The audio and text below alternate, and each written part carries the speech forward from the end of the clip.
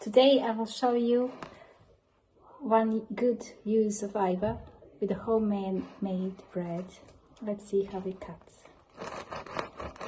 Very nice.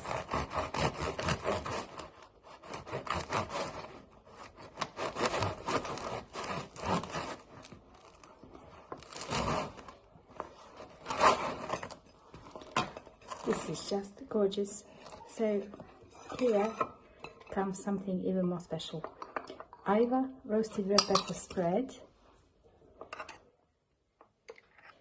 made of chopped peppers, roasted, cooked to perfection. I'm gonna put them on a fresh slice of bread.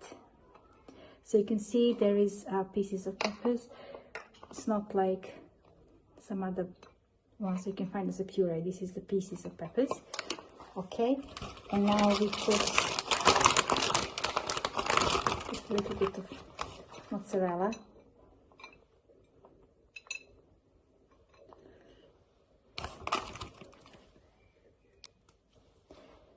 A little bit of parsley. Voila! Perfect. I will not eat it.